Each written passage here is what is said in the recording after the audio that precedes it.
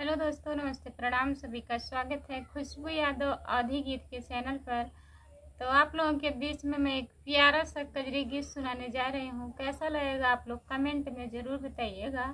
Last video तक बने रहिएगा और ढेर सारा प्यारा आशीर्वाद दीजिएगा। आप लोग हमारा गाना देखते नहीं हैं दोस्तों, इतना मेहनत से मैं गाना बनाती हूँ आप लोगों के लिए। तो प्लीज़ आप लोग से हाथ जोड़ के रिक्वेस्ट करती हूँ, हमारा गाना आप लोग सुनिए। जो गलती हो उसे बताइए कमेंट में और सपोर्ट करिए प्लीज़। खेलई गईली कजरी कन्हैया धैलैया चरिया चरिया बीचे लागल हई हो झालर मोतिया चरिया बीचे लागल हई हो झालर मोतिया।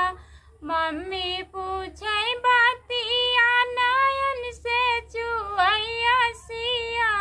मम्मी पूछे बातिया नयन से चुआइया सिया।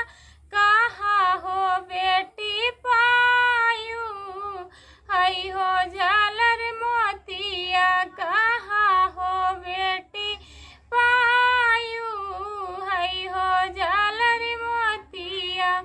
खेलै गईली कजरी कन्हैया धैलैया चरी आचरिया बीचे लागल हई हो झालर मोतिया। आचरिया बीचे लागल हई हो झालर मोतिया। चाची पूछे बातिया नयन से ढुरकैया सिया। चाची पूछे बातिया नयन से ढुरकैया सिया।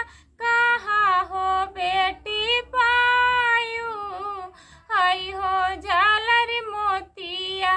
कहाँ हो बेटी पायू हई हो झालर मोतिया। खेलै गईली कजरी कन्हैया धैलैया चरी आचरिया बीचे लागल हई हो झालर मोतिया। आचरिया बीचे लागल हई हो झालर मोतिया। भाभी पूछे बातिया नयन से चुआइया सिया। भाभी पूछे बातिया नयन से चुआइया सिया। कहाँ हो ननदी पायू हई हो झालर मोतिया। कहाँ हो ननदी पायू हई हो झालर मोतिया। खेलै गईली कजरी कन्हैया धैलैया चरी आचरिया बीचे लागल हई हो झालर मोतिया।